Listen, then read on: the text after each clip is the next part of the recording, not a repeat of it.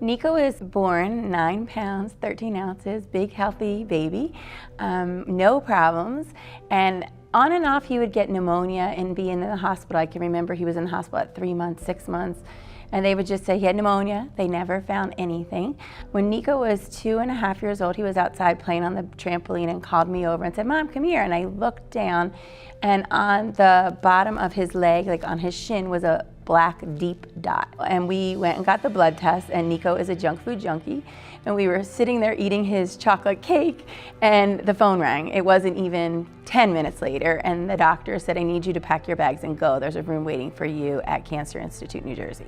So on and off for 6 months, we were told he had autoimmune disorder he would outgrow, he had a bleeding disorder, and that nothing seemed to work. They treated him with steroids, they treated him with IVIG platelet transfusions, they treated him with medication, and he did not outgrow it, he got worse.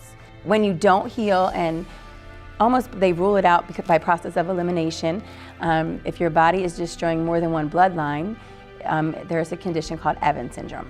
His body destroys his red cells, his white cells, and his own platelets, which means a cut is a bleed risk or an infection. A cold could be, both of these could be terminal or fatal to him. And I said, "I need you to stop right now and tell me, is he gonna die?" And she looked at me and just, I can still remember it, and she was like, "Let's not talk about that, let's talk about what the syndrome is."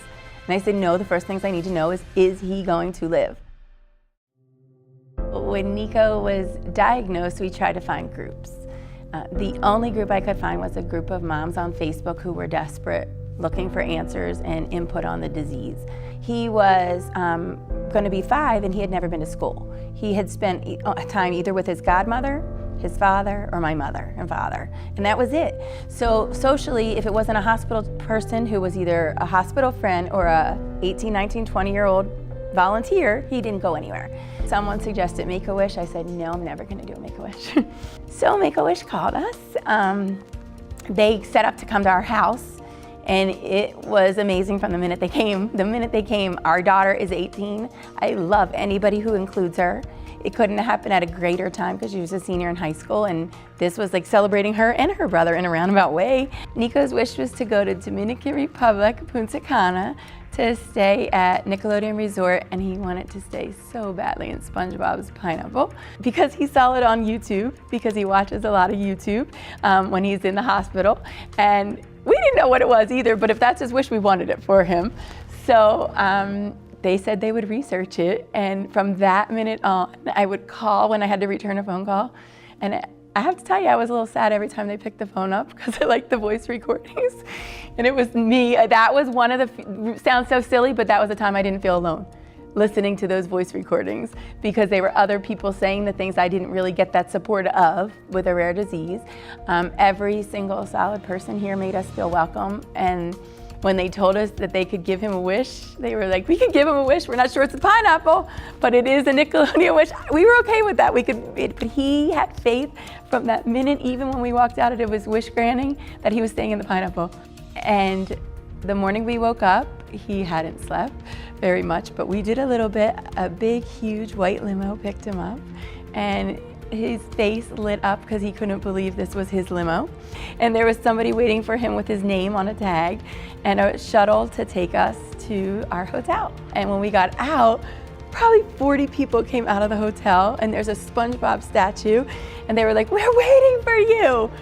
And they said, "Come on in, come on in. We heard you want to be slime. Well, we're gonna give you a drink of green slime." So they gave the kids their green slime, and they said, "We have something very special for you."